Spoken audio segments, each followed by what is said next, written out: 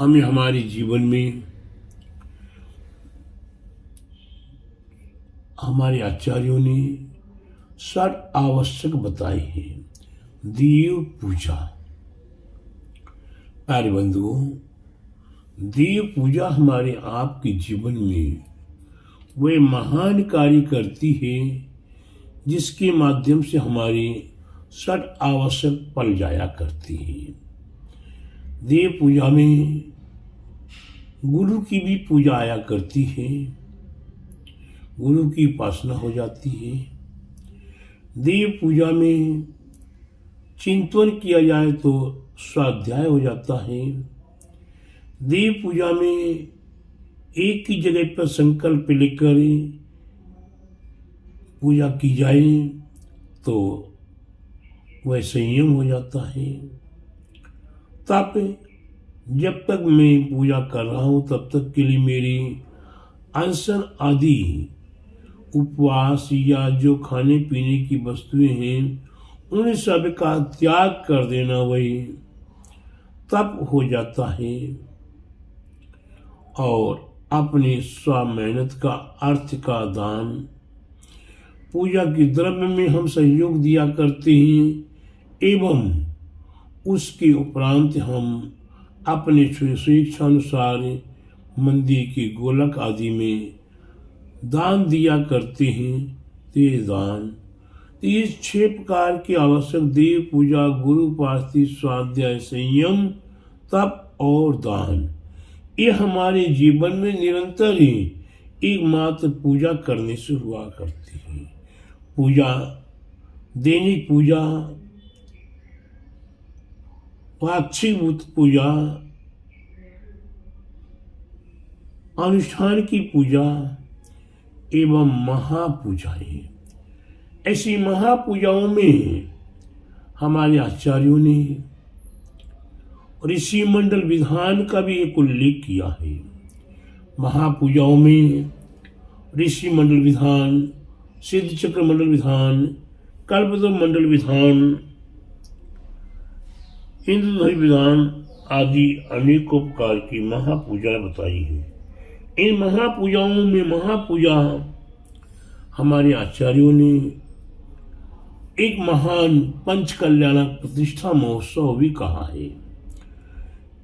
सब पूजाओं में हम केवल मां प्रभु की आराधना किया करते हैं और पंच कल्याण प्रतिष्ठा महोत्सव में प्रभु की पूजा करते हुए भी वह अनुष्ठान हुआ करता है जिससे हम पाषाण के धातु को भी भगवान बना दिया करते हैं। ये सिद्धांत के रहस्य की बात है। इसलिए प्रत्येक भव्य आत्माओं को ये महानुष्ठान का जब जब भी मौका मिले कभी भी उससे पीछे नहीं हटना चाहिए, क्योंकि संसारी व्यक्ति है। संसारी व्यक्तियों को नाना प्रकार के विकल्प हुआ करते हैं। हारी, बीमारी, व्यापार, नौकरी, रिश्तेदारी, मेहमानी, शादी, विवाह, फंक्शन आदि आदि अनेक हुआ करते हैं। लेकिन इन सभी में हमारे आचार्यों ने कहा है कि अगर कहीं आप देखें तो असंख्यात गुना पुण्य जो दैनिक पूजा में पुण्य नहीं हो पाता है उससे अधिक पुण्य पाक्षिक पूजा में प्राप्त हुआ करता है। ये पाक्षिक पूजा में नहीं हो पाता है, वो अनुष्ठान की पूजा में हुआ, पाक्षिक विधान अनुष्ठान की पूजा में हुआ करता है। और जो पुण्य अनुष्ठान की पूजा में नहीं होता वो महापंच कल्याणक आदि महापूजाओं में प्राप्त हुआ करता है। इसीलिए प्यारे बंधुओं, ऐसे अनंत अनंत पुण्य चाहे आप सम्मेद शिखरमी में पूजा करो, चाहे दिल्ली में पूजा करो, चाहे बम्बई में पूजा करो, चाहे लंदन में पूजा करो, चाहे अमेरिका में पूजा करो, चाहे गिरनोडा में करो, चाहे बीटा 2 में करो, चाहे सेक्टर 27 या 50 में करो, और चाहे किसी के भी सानिध्य में करो, किसी भी गुरु के सानिध्य में करो। गुरु कोई भी अलग नहीं है। हमारी वह पूजा, हमारा वह अनुष्ठान, हमारा वह शुभ कार्य हम भव्य आत्माओं के लिए अवश्य महान पुण्य का संचय कराने में कारण बनता है। हम अपने जीवन में ऐसे पुण्य के कार्यों को जो कर लेते हैं उनका जीवन महान ही महान होता है, धन्य ही धन्य हुआ करता है। उनका जीवन इस भाव भी पर भाव भी सार्थक हुआ करता है और परंपरागत उन्हें महान पुण्य का संचय प्राप्त होता है।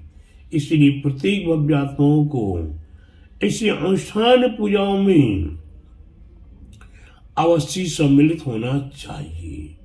अभी वर्तमान में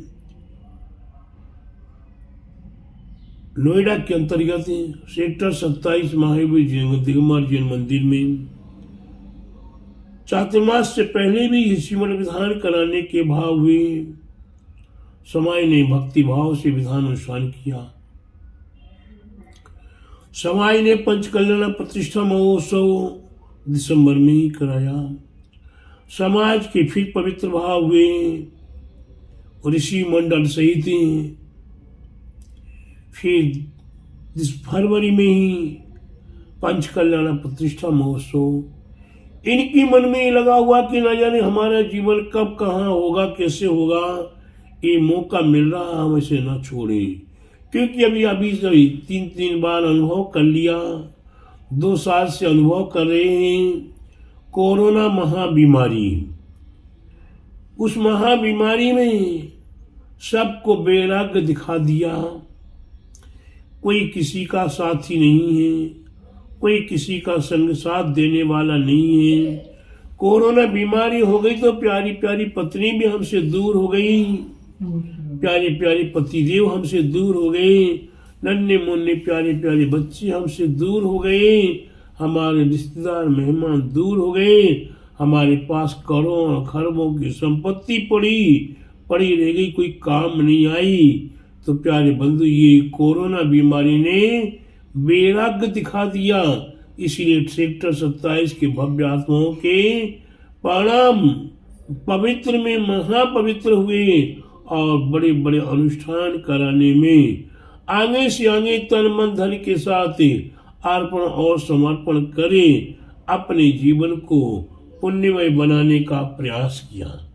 आगे चल के इसको देखकर बीटा 2 वालों का, ग्रेटर नोएडा वालों का ये भाव हुआ कि हम भी एक ऋषि मंडल विधान कराएं। अष्टांग का महापर्व आ रहा। चंदापुर भगवान का दिगंबर जैन मंदिर और चंदापुर भगवान का मोक्ष कल्याण का महोत्सव भी सामने आ रहा है।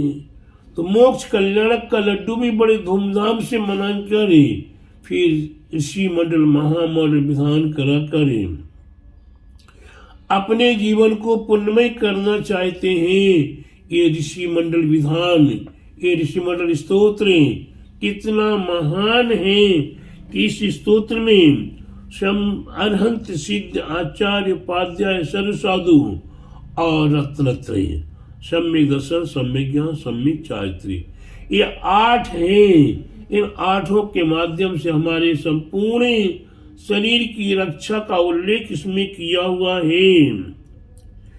हमारे सिर की रक्षा अरहंत परमेष्टि के माध्यम से हुआ करती है। हमारे मस्तिष्क की रक्षा सिद्ध परमेष्टि के माध्यम से हुआ करती है। हमारे नेत्रों की रक्षा हमारे आचार्य परमेष्टि के माध्यम से हुआ करती है। हमारी नासिका की रक्षा हमारे उपाध्याय परमेष्टि के माध्यम से हुआ करती है। हमारे मुख की रक्षा हमारे साधु परमेष्टि के माध्यम से हुआ करती है। हमारे कंठ की रक्षा हमारे सम्यक दर्शन के माध्यम से हुआ करती है। हमारी नाभि की रक्षा हमारे सम्यक ज्ञान के माध्यम से हुआ करती है। और हमारे पैरों की रक्षा सम्यक चारित्र के माध्यम से हुआ करती है। ये उल्लेख है और अन्य स्थानों पर स्तोत्र के रूप में नहीं मिलता, लेकिन यहाँ हमारे विद्याभूषण आचार्य महाराज ने और गुणनंदी आचार्य महाराज ने, एक आचार्य ने, दो आचार्यों ने ऋषि मंडल स्तोत्र की रचना की है। तो दोनों ने ये उल्लेख है हम भव्यात्माओं को ऋषि मंडल स्तोत्र के माध्यम से बताने का प्रयास किया है। इसीलिए ऋषि मंडल विधान अपने आप में विशेष महत्वपूर्ण है। ऋषि मंडल विधान के अंतर्गत ह्रीमकार की पूजा भी है। उस ह्रीमकार की पूजा में 24 तीर्थंकर भगवान कहाँ कहाँ स्थित हैं उसका भी उल्लेख है। विधिवत करने का भी उल्लेख किया है। 2 तीर्थंकर भगवान, काले रंग के मुनीश्वरनाथ भगवान और नेमिनाथ भगवान, जो ह्रीमकार में बिंदी हुआ करती है उस बिंदी में काले रंग की विराजमान है। बिंदी के नीचे चंद्राकार है, उस चंद्राकार में चंदा पूर्व पुष्पनाथ भगवान विराजमान है, सफेद कलर के हैं। जो लाइन खींची हुई है उस लाइन में लाल रंग के 2 तीर्थंकर पद्म प्रभु और वासुपूज भगवान हैं। इकार की जो मात्रा हुआ करती है उस इकार की मात्रा में 2 तीर्थंकर, एक पार्श्वनाथ भगवान, दूसरे पार्श्वनाथ भगवान मयूर कंठ की समान, कभी नीला और कभी हरा दिखाई दिया करता है। तो हरित वर्ण या नील वर्ण के 2 तीर्थंकर प्रभु और इसके उपरांत तपाए हुए सोने की समान सुंदर 24 तीर्थंकरों में से 16 तीर्थंकर आदिनाथ, अजितनाथ, शंभुनाथ, अविनाथ, सुमतिनाथ, श्रेयसनाथ, शीतलनाथ, श्रेयसनाथ, विमलनाथ, अनंतनाथ, धर्मनाथ, शांतिनाथ, कुंथुनाथ, अरेनाथ, मल्लीनाथ और इसके उपरांत नमीनाथ और पास महावीर भगवान। इस प्रकार के 24 तीर्थंकर, 16 तीर्थंकर, ये 2, 2, 2, 2 और 16, इस सब मिला के कितने हो जाते हैं? 24 तीर्थंकर हो जाते हैं। तो ऐसे 24 तीर्थंकर भगवान ह्रीमकार में विराजमान हैं। ऐसी ह्रीमकार की आराधना करने के लिए यहाँ सेक्टर 27 वालों ने तो एक बहुत सुंदर ह्रीमकार, उसमें रत्नों की प्रतिमाएं विराजमान करा करें उस ह्रीमकार की आराधना करने का निरंतर भाव किया है, जिस ह्रीमकार के माध्यम से हम अपने 24 तीर्थंकर प्रभु का ध्यान कर सकते हैं, साधना कर सकते हैं और वह साधना हमारे जीवन को हमारे साध्य तक प्राप्त पहुंचाने में भी कारण बनती है। इसलिए प्रत्येक भव्य आत्माओं को अपना कल्याण करने के लिए ऋषि मंडल स्तोत्र और उसके उपरांत ऋषि मंडल स्तोत्र में देव देवस्य चक्रम तस् चक्र स्यावा त्याच्छादि सर्वांगम मामांशुपन्निका देवादिदेव जिनेन्द्र भगवान का महान चक्र है। इस चक्र के सामने और दुनिया के सारे चक्र निष्फल हो जाया करते हैं, ध्वस्त हो जाया करते हैं, समाप्त हो जाते हैं। चाहे वो शाकनी का हो, चाहे डाकनी का हो, चाहे भूत का हो, चाहे प्रेत का हो, चाहे भिक्षा हो या अन्य और भी जो नाना प्रकार के दुनिया में चक्र हैं, वो सारे चक्र विभा माने नाश को प्राप्त हो जाते हैं। ये ऋषि मंडल विधान की अपने आप में एक बहुत बड़ी महत्वता है कि हमें बहुत स्पष्ट रूप से स्पष्ट करके हमारे लिए बताने का प्रयास हमारे गुणनंदी बुद्धभूषण आचार्य महाराज ने किया है। और उसके उपरांत उस ऋषि मंडल स्तोत्र में आकार आदि की आराधना, पंच परमेष्टि की आराधना, रत्नत्रय की आराधना, 64 रिद्धिधारी महामुद्राजों की आराधना, अवधधारी महामुद्राजों की आराधना, अकृत्रिम चैत्यालय जो चतुर्निकाय देवों के विमानों में हैं, उनको यहाँ आमंत्रित करें। विमान से वो आते हैं और उनके विमान में जो भगवान विराजमान हैं, हम उनके विमानों में प्रवेश नहीं कर पाते हैं, तो हम उन देवों को अर्घ्य देते हैं कि आप भी भगवान मेरे समान भगवान की आराधना पूजा आप भी करो। हम यहाँ परोक्ष रूप में करें और आप प्रत्यक्ष रूप में करो। इसी प्रकार से देवांगनाओं के लिए 24 प्रकार की देवांगनाएं होती हैं, वे भी चतुर्निकाय देवों के साथ हैं। वे जिनेन्द्र भगवान की भक्ति पूजा करती हैं, तो उन्हें भी भक्ति भाव से अर्घ्य देते हैं। आप ग्रहण करो, ग्रहण करो, मैं आपके लिए द्रव्य यहाँ समर्पित करता हूँ, ये रखता हूँ, और आप जिनेन्द्र भगवान की पूजा अर्चना में काम लें। इस प्रकार से प्यारे बंधु, ये ऋषि मंडल महामंडल विधान है। इसके साथ ही साथ ऋषि मंडल विधान की आराधना करने के लिए हमारे आचार्यों ने बहुत अच्छी बात कही है। ये ऋषि मंडल विधान की पूर्ण विधिवत आराधना साधना करता है, उसके लिए उसके मस्तिष्क में जिन बिंब का दर्शन होना शुरू हो जाता है, और साथ ही साथ 7वें 8वें भाव में उसे नियम से निर्वाण की प्राप्ति हुआ करती है। इसीलिए प्रत्येक भव्य आत्माएं ध्यान दीजिए कि सारे देश में जहाँ जहाँ मंदिर हैं, उसमें से 90% मंदिरों में आपको ऋषि मंडल विधान का जो यंत्र हुआ करता है, वह यंत्र चाहे वो छोटा हो या बड़ा हो, चांदी का हो या पीतल का हो या तांबे का हो, ये आपके मंदिरों में अवश्य विराजमान है। तो हमारे आचार्यों ने इस स्तोत्र में कहा है, गुरुजी आचार्य महाराज ने, कि स्वर्ण रूपत्वा का से लिखित पूजे थे, सोना चांदी अथवा कांसे पर लिख कर इसकी आप पूजा आराधना करें, तो आपके घर में किसी प्रकार का कोई आपदा विपदा संकट परेशानी आदि प्रवेश नहीं कर सकती है, और आपका जीवन अवश्य मंगलमय होगा। ऐसी आराधना आप अवश्य कीजिए। और आराधना में जी सहयोगी बनते हैं या सहयोगी बन करें, उसकी आराधना की सराहना करते हैं, करे करावे भावना भावे, उनका जीवन अवश्य महापुण्यमय हुआ करता है।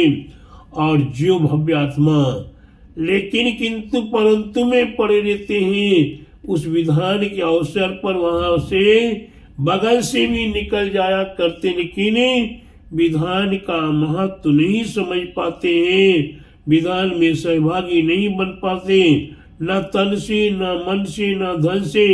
तो प्यारे बंधुओं, हम कढ़ाई में, हम हलवा पूड़ी की कढ़ाई में चम्मच के समान लेकर अपने जीवन में भूखे के भूखे आस्वाद के आस्वादी रह जाते हैं। इसलिए प्रत्येक भव्य आत्माएं थोड़ा सा विचार कीजिए। मैं आप भव्य आत्माओं को अपने सरल हृदय के साथ मंगल आशीर्वाद दे रहा हूँ कि आपका जीवन अवश्य ही मंगलमय हो, सार्थक हो, आपका यह विभव और भवांतर भी पुण्यमय हो। ऐसी मंगल भावनाओं के साथ मेरा आप सभी भव्य आत्माओं के लिए मंगल आशीर्वाद। बोले महावीर भगवान की जय, बोले द्वादशांग जीन वाणी माता की जय, बोले ऋषि मंडल महामंडल विधान की जय, बोले द्वादशांग जीन वाणी माता की जय, बोले आचार्य गुरुवर 108 परम तपस्वी वंशरी परमिति संत शिरोमणि 5 वर्ष के जल के त्यागी सदन सेनानी ज्ञान वृद्धि तमो वृद्धि वयो वृद्धि वात्सल्य मूर्ति आचार्य श्री 108 नेमी सागर जी महाराज की जय। सागर जी महाराज की जय।